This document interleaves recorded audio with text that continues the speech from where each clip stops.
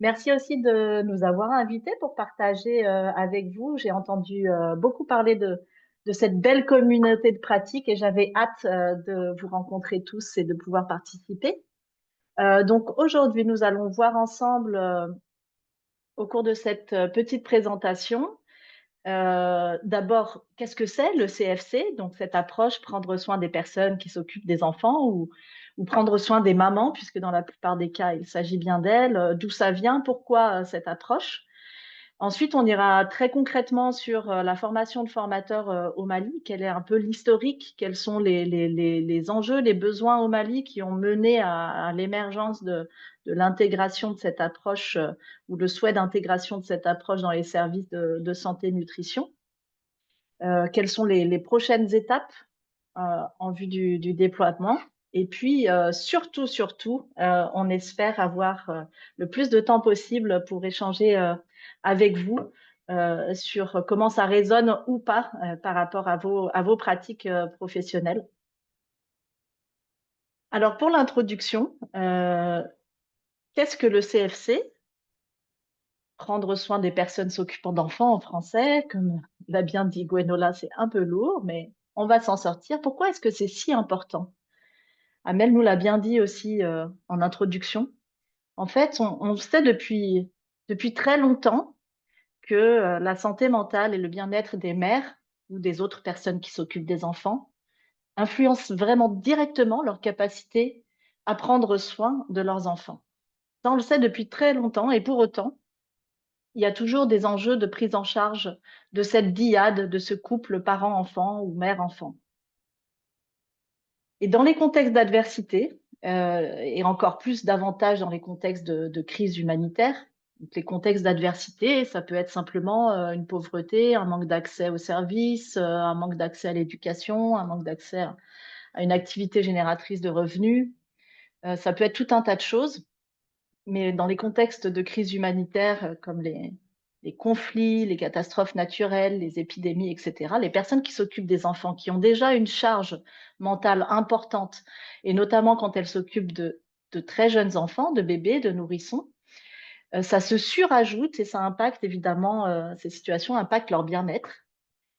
Et donc, ça impacte leur capacité à prendre soin d'elles-mêmes et ainsi, ça impacte leur capacité à prendre soin de leurs enfants. Donc cet enjeu de prendre soin en cascade, il est vraiment au cœur de l'approche prendre soin des personnes s'occupant d'enfants. Donc on vise à restaurer une capacité des acteurs de première ligne à prendre soin des mamans, qu'elles puissent prendre soin d'elles-mêmes pour ensuite prendre soin de leur enfant. Et c'est vraiment toute l'approche CFC est autour de ça. Alors concrètement, plus concrètement, c'est quoi? C'est une approche, un programme. Ça a été développé par l'université de Wits en partenariat avec l'UNICEF et l'OMS. Et c'est un programme complet, donc on appelle prendre soin des personnes s'occupant d'enfants en français. Donc c'est une approche de formation, mais aussi une approche d'intervention qui vise vraiment à être intégrée dans des services existants. C'est vraiment la volonté de cette approche, c'est finalement d'améliorer la qualité des services existants, pas nécessairement de créer des services à part. Et c'est aussi un package d'outils, hein, une boîte à outils. Euh, et tout cela ensemble vise à renforcer les capacités des acteurs de première ligne en matière de santé mentale et soutien psychosocial de base. Donc, comme l'a dit Amal tout à l'heure, c'est vraiment l'idée de démystifier aussi ce grand mot qui peut parfois faire peur, ce grand domaine de santé mentale et soutien psychosocial, mais en réalité, on parle simplement, très simplement, des compétences relationnelles essentielles, des compétences en accompagnement, en relation d'aide.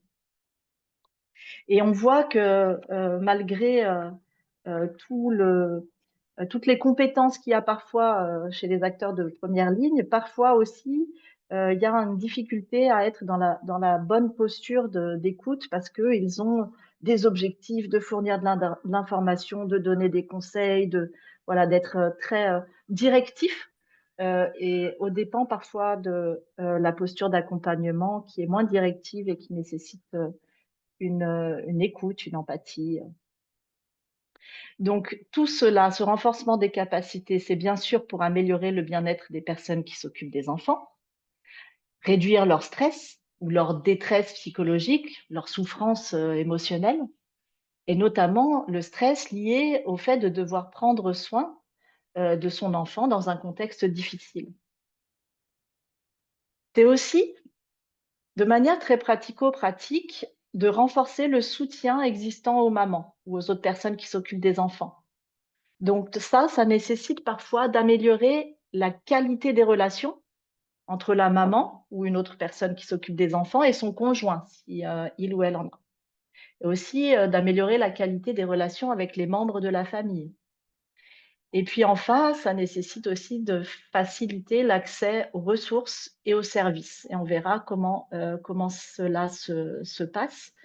Mais toute cette visée, en fait, plus sur la dimension accès au soutien social ou accès aux services, c'est bien évidemment pour réduire la charge qui est bien souvent portée en grande majorité par la maman. Donc c'est pour répartir aussi la charge du quotidien et le soin à l'enfant. Donc cette approche, elle vise aussi à mobiliser toutes les ressources communautaires qui peuvent contribuer à soutenir la personne qui s'occupe des enfants et à renforcer les relations de soins ou de prendre soin. Donc, comme je le disais tout à l'heure, il y a cet enjeu de comment on prend soin les uns des autres en cascade pour permettre, in fine, que l'enfant, le nourrisson, le bébé puisse être soutenu comme il se doit. Et donc, la finalité, c'est bien de restaurer et de renforcer les capacités à prendre soin de soi pour pouvoir ensuite prendre soin de son enfant. Donc voilà une petite approche qui montre le processus d'accompagnement, dans le cadre, du CFC. Vous voyez en bas à gauche, les personnes qui s'occupent des enfants qui vont être ciblés dans le cadre de cette approche, de ce programme. Encore une fois, c'est un programme qui est intégré, qui vise à être intégré dans des services de santé, de nutrition, de développement de la petite enfance, dans des services sociaux. Ça peut être intégré à tout un tas de services. Et les personnes ciblées sont bien les personnes qui s'occupent d'enfants, de jeunes enfants. Donc on fait une priorisation, on va dire, une priorité aux premiers 1000 jours, mais cette approche peut être adaptée aussi pour des enfants plus grands. Lorsqu'elles se trouvent isolées, stressées, qu'elles se sentent négligées, ou qu'elles sont particulièrement préoccupées, parce que c'est tout ça qui impacte la capacité à prendre soin des enfants. Donc, ces personnes, la première étape pour pouvoir les accompagner, ça paraît d'une évidence, mais c'est pas toujours si simple de le mettre en place, c'est d'établir une relation de confiance. Donc c'est la 2e bulle que vous voyez là. On a beaucoup de retours, parfois malgré les meilleures intentions du monde dans des services de première ligne, on peut avoir des retours de femmes ou d'adolescentes qui vont vers des services de santé, par exemple des services de santé sexuelle et reproductive, et qui sont mal reçus parce que, pour telle ou telle raison, elles sont stigmatisées ou jugées ou pas reconnues dans leur demande d'aide. Donc, il y a vraiment tout cet enjeu d'établir une relation de confiance. C'est pour ça le CFC propose un certain nombre dans la formation, de renforcer un certain nombre de compétences pour cela. C'est aussi accompagné par un certain nombre d'outils pour faciliter, faire médiation à la relation. Ensuite, il s'agit de réaliser une évaluation précise.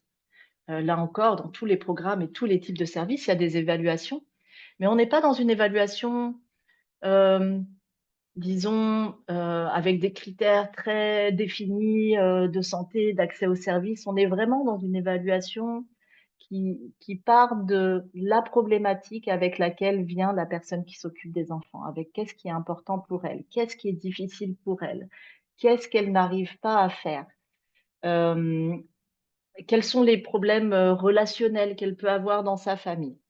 Et à partir de là, on va coélaborer avec la personne qui s'occupe des enfants un plan d'accompagnement qui va nous permettre ensuite de mobiliser un certain nombre d'activités, d'outils, de techniques qui sont dans le CFC, soit pour renforcer les relations, renforcer la qualité des relations avec le conjoint, avec les autres membres de la famille, avec certains membres de la communauté, par exemple, et mobiliser des ressources. Et renforcer, ici, on va voir aussi tout ce qui est renforcer l'accès aux services, donc une aide plutôt d'ordre pratico-pratique. Tout ça dans la visée, comme on le disait tout à l'heure, que les personnes qui s'occupent des enfants, en particulier les mamans de jeunes enfants, soient plus épanouies, confiantes, soutenues et attentives à leurs enfants. Donc toute la démarche, elle peut faire écho à d'autres programmes ou d'autres approches qu'on voit par ailleurs, qui peuvent être similaires, mais tout se situe aussi dans la posture d'accompagnement avec une vraie visée d'empowerment, ou j'aime pas trop le mot autonomisation en français parce qu'on laisse entendre que la personne n'est pas autonome à la base, mais il s'agit vraiment de restaurer de la capacité d'agir, de restaurer de la confiance, restaurer le bien-être, bien sûr, tout en essayant de promouvoir un meilleur partage des tâches autour du prendre soin de l'enfant. Et donc, on voit que dans le processus, bien sûr, il y a la personne qui s'occupe des enfants au centre, la mère, mais on va aussi inclure le conjoint et puis le reste de la famille et même la communauté. Donc là, c'est bien le processus d'accompagnement du CFC. Et je le disais tout à l'heure, le CFC, c'est une formation, c'est un processus d'accompagnement, mais c'est aussi un package d'outils, de ressources qui viennent faciliter le processus d'accompagnement que nous venons de voir. Il y a notamment 3 compétences essentielles sur lesquelles on forme les acteurs de première ligne ou les futurs formateurs pour construire une relation de confiance, pour réaliser l'évaluation de manière extrêmement participative, hein. C'est vraiment la personne qu'on accompagne qui est au centre de l'identification des enjeux qu'elle a besoin ou envie de traiter. Et puis la planification du soutien, là aussi, encore une fois, c'est co-élaboré avec la maman. Donc, tout ça sont des compétences sur lesquelles on forme les futurs acteurs de première ligne, avec une posture d'accompagnement qui est vraiment une posture de soutien psychosocial. On n'est pas dans du conseil à cette étape-là ou de la fourniture d'informations. On peut fournir des informations, mais c'est vraiment au service euh, de ce qui est important pour la personne. Et puis, on a toute une boîte à outils qui vont nous permettre, encore une fois, de renforcer le lien du travailleur de première ligne avec la maman, de renforcer le lien de la maman avec de connecter à ses propres émotions, et puis ensuite pour renforcer le lien avec sa famille et son enfant. On a des outils divers et variés, on ne va pas rentrer dans les détails ici, mais euh, en bref, il s'agit d'avoir des images, un processus, un cheminement qui nous aiguille pour pouvoir traiter de certains sujets avec la maman ou autre personne qui s'occupe des enfants, de manière à ce qu'elle puisse construire elle-même, en fait, les solutions à ces difficultés. Et ces difficultés, elles peuvent être d'ordre émotionnel.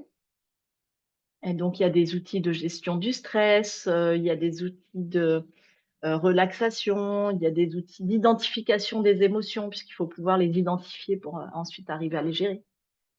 Il y a des outils qui permettent de gérer des difficultés relationnelles, donc qui font vraiment une médiation, là où le travailleur de première ligne va faire ouais, un type de médiation, de gestion des conflits avec le conjoint ou avec les autres membres de la famille. Donc, et il y a des outils plus pratiques sur comment on peut trouver des options, des solutions pour dégager du temps pour soi, pour dégager du temps pour son enfant, etc., dans des contextes où les mamans sont souvent surchargées avec aussi des difficultés d'accès aux besoins de base, aux besoins essentiels. Et puis après, il y a tout un tas de ressources que les travailleurs de première ligne utilisent au sein du foyer ou en dehors du foyer, qui permettent, par exemple, d'identifier des signes d'alerte nécessitant des référencements, qui permettent aussi de donner des conseils à la maman, au couple, aux familles, des recommandations, des informations sur le développement de l'enfant, etc. Et puis sur les ressources en dehors du foyer, c'est aussi comment accompagner la personne, la maman elle-même, à identifier les ressources qu'elle peut mobiliser, etc. Donc on est vraiment sur une démarche d'empowerment, comme on dit en anglais, où la personne va trouver ses propres solutions et les outils sont là vraiment pour servir la relation et servir la mise en réflexion sur les difficultés. Et puis enfin, Marietta va nous en parler concrètement pour l'expérience du Mali. C'est donc une approche de mise en œuvre, c'est une approche, c'est un package d'outils, mais c'est aussi une approche de formation assez particulière qui commence par une formation fondée sur l'expérience. Donc il y a vraiment 3 jours qui sont de la réflexion individuelle, qui sont de remettre en perspective nous, en tant que formateurs ou en tant que futurs acteurs de première ligne, qu'est-ce que ça nous fait d'être soutenus, pas soutenus, comment on identifie nous-mêmes nos émotions, comment on prend soin nous-mêmes, comment on prend soin de nous-mêmes, etc., qui sont des éléments essentiels pour aller vers davantage d'empathie, en fait, mieux se comprendre nous-mêmes pour mieux comprendre l'autre et pouvoir l'accompagner. Et puis ensuite, il y a une formation pratique où il va y avoir des études de cas, beaucoup de jeux de rôle, où on va mettre en pratique ce qu'on a acquis comme compétences et aussi comme comment on utilise les outils comme un média pour renforcer la relation et le prendre soin de la maman. Et puis après cette formation en salle, il y a aussi tout un travail d'acquisition autonome et puis de mentorat ou de coaching ou de supervision. Sans plus attendre, je vais passer la parole à Marietta. J'ai oublié de mentionner que nous avions élaboré et prévu de faire cette présentation à 3 voix avec le docteur Cissé du ministère de la Santé qui a été impliqué de bout en bout sur tout le processus, y compris dans la préparation de cette présentation. Mais malheureusement, il a eu un empêchement de dernière minute et il est très, très intéressé de participer à des prochaines rencontres Mamie. Mais en attendant, Marietta va parler pour le Mali. Marietta, qui est notre collègue de nutrition du bureau pays Mali. Je te donne la Merci. parole, Marietta. N'hésite pas à me dire quand tu veux que je change de D'accord. slide. Ok. Merci beaucoup, Jennifer, pour cette excellente introduction. Moi, je vais échanger avec vous sur la partie formation au Mali et ça a été un long processus. Slide. Et il y a eu au moins 3 grandes étapes pour aboutir à cette formation des formateurs. Donc, tout cela a commencé par une phase pilote qui a été déroulée dans le cadre d'un projet de développement de la petite enfance au Sahel qui couvrait le Burkina Faso, le Mali et puis le Niger et qui a été mis en œuvre de 2018 à 2021. Et c'est dans ce cadre-là que cette phase pilote a été expérimentée. Et c'était pour répondre aux besoins des personnes qui s'occupent des enfants. Et l'objectif de cette phase pilote était de développer les modules génériques dont Jennifer vient de parler et les tester dans un contexte local. Et ceci pour promouvoir le bien-être émotionnel des femmes, des enfants, des femmes enceintes et des mères d'enfants de moins de 2 ans. Ça a été la cible dans le cadre de ce projet-là. Et aussi, l'objectif, c'était de pouvoir créer un réseau communautaire pour l'identification et l'accompagnement de ces femmes enceintes, de ces mères d'enfants de moins de 2 ans qui souffriraient des troubles mentaux mineurs, car le CFC n'a pas vocation de traiter les problèmes mentaux, mais plutôt de faire la promotion et de les prévenir.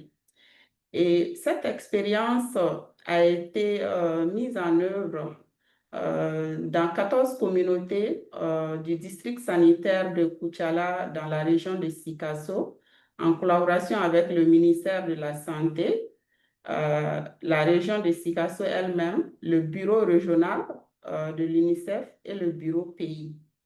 Et comme je l'ai dit, cette expérience a été inédite parce que nous avons mis les travailleurs communautaires femmes au cœur de leur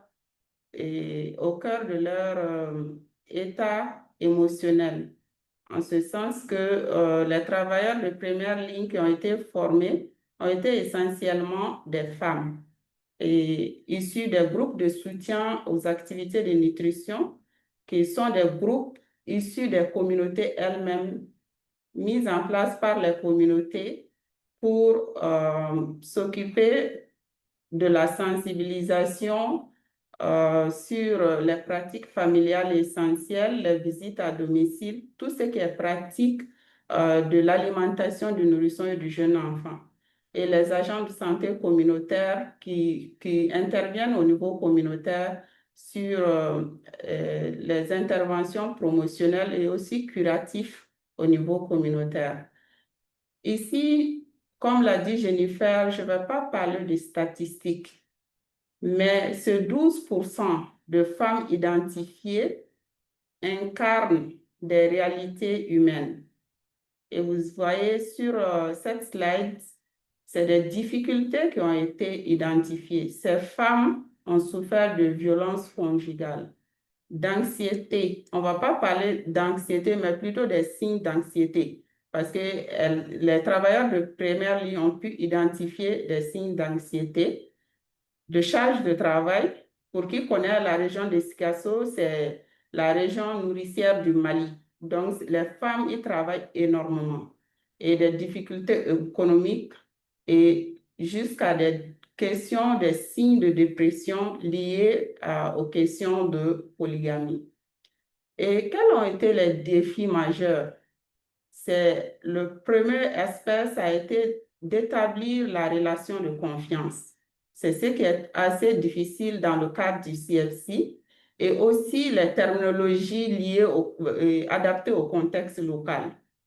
Et comme leçon apprise et dans le cadre de cette expérience, c'est qu'il fallait un prérequis sur l'alimentation du nourrisson et du jeune enfant et être issu de la communauté et avoir la confiance de la communauté pour pouvoir avoir la confiance des personnes qui s'occupent de l'enfant, notamment les femmes enceintes et les mères d'enfants de moins de 2 ans ici.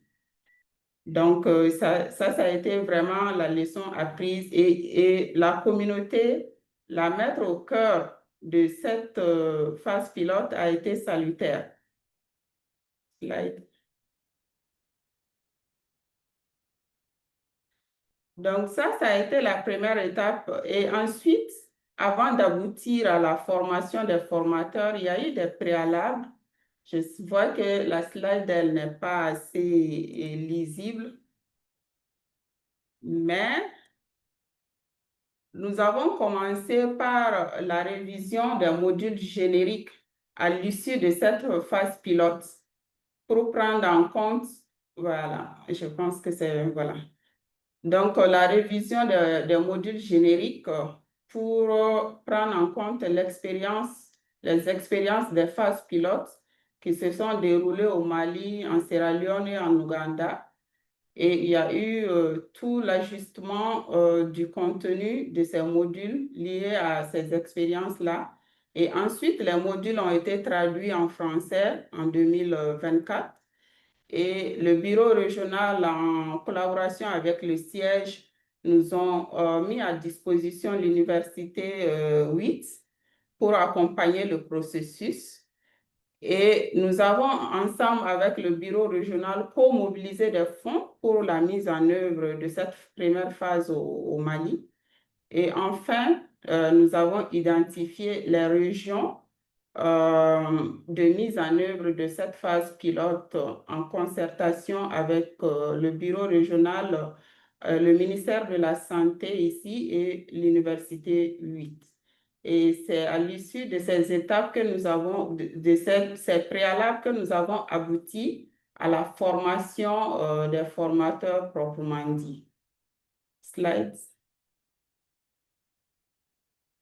Comme je l'ai dit tout à l'heure, le CFC reste une dimension essentielle du développement de la petite enfance. Et pour ce faire, dans notre contexte du Mali, avoir cette approche n'est pas à démontrer, parce que c'est depuis 2012 que le pays est dans une instabilité et insécurité. Et c'est vraiment, ces statistiques incarnent encore une fois de plus des difficultés émotionnelles, des peurs. Quand on regarde le taux de mortalité maternelle, où la femme a déjà peur de sa propre survie et aussi de la survie de son enfant, où ces personnes qui s'occupent des enfants sont dans l'incapacité de fournir une alimentation adéquate à leurs enfants liée à ce cycle de pauvreté, où les parents se sentent souvent frustrés à voir que leurs enfants qui chérissent tant sont en train de souffrir parce qu'ils n'ont pas de quoi leur donner ce qu'il faut. Et aussi par rapport à la carte que nous voyons, c'est vraiment, quand on regarde la carte, c'est une situation où la malnutrition aiguë est un peu répandue partout dans le pays. Et quand on regarde encore cette carte-là, ce n'est pas les chiffres en tant que tels, ce n'est pas cette... excusez-moi, je ne peux pas. Donc, ce n'est pas la carte, les chiffres en tant que tels, mais c'est les souffrances derrière les enfants, les femmes dans cette zone-là, dans ces différentes zones, où on peut voir la carte en rouge et qui incarne une situation sérieuse, critique, et jaune avec des situations d'alerte. Face à ces chiffres, cette formation a plus sa raison d'être parce que ce sont des femmes que nous allons soutenir dans notre contexte et ce sont des mères d'enfants que nous allons soutenir et ils sont dans ce besoin réel d'être soutenus pour se sentir valorisés, pour se sentir capables, en tout cas, de prendre soin d'eux-mêmes avant de prendre soin des enfants. Et cela pourra atténuer vraiment ces différentes menaces qui entravent le développement de la petite enfance au Mali. Slide. Donc, c'est pourquoi on a vraiment opté dès que les premiers modules génériques ont été disponibles, on a opté à faire cette formation des formateurs au Mali et pour avoir un pool de futurs formateurs qu'on pourra déployer à travers le pays et dans les services de santé, de nutrition et d'éducation préscolaire. Et ça, c'est vraiment aligné avec le projet NORAD dans son temps. Et je ne vais pas revenir sur la méthodologie, et Jennifer venait de l'évoquer, mais les aspects d'adaptation des outils, on a eu à le faire dans le contexte du Mali pour ceux qui pourraient marcher à travers ces outils ou ceux qui ne pourraient pas marcher. Et ça a été vraiment une première adaptation. Et on va le voir ensuite dans les prochaines étapes, ce qu'il en sera pour la suite du processus.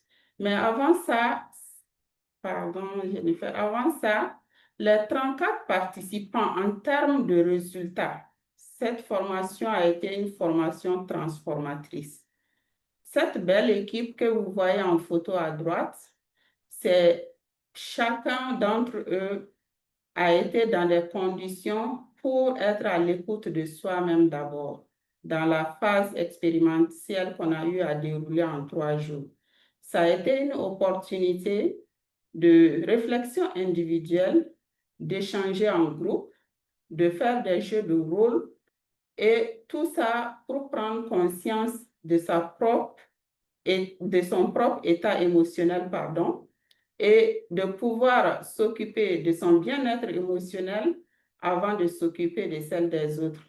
Cette formation n'a pas été du tout un cadre comme on a l'habitude d'avoir nos stétos et nos thermomètres pour prendre les mesures, mais plutôt une formation qui nous a permis de revenir à des souvenirs assez éloquents pour nous permettre de savoir que nous pouvons nous-mêmes souffrir de stress, de problèmes relationnels, de problèmes sociaux et de faire face à ces problèmes-là. Et cette formation transformatrice, comme je l'ai dit, tous ces 34 personnes ont été outillées pour pouvoir gérer l'émotionnel, le relationnel et d'identifier les ressources au niveau communautaire pour pouvoir accompagner les personnes qui s'occupent des enfants. Et comme j'ai présenté à la phase pilote, on a essentiellement les groupes de soutien aux activités de nutrition qui sont vraiment des acteurs issus de la communauté et qui vont pouvoir être appuyés comme travailleurs de première ligne et pour pouvoir dérouler cet accompagnement au niveau communautaire. Ils ne seront pas les seuls parce qu'il y a plusieurs secteurs qui ont participé à cette formation. Il y a eu l'éducation à travers les mères éducatrices, on a la protection de l'enfant, il y a eu le service de développement social qui travaille essentiellement aussi sur les aspects humanitaires. Tous ces services, les capacités ont été renforcées pour pouvoir délivrer le service au niveau communautaire. Slide. Donc, à l'issue de cette formation, on est toujours dans le processus de pouvoir tester et adapter les outils au contexte, puisque les modules sont assez génériques. Slides. Donc, à présent, nous avons, pour ce qui concerne les outils de supervision, ils ne sont pas encore tout à fait disponibles en français.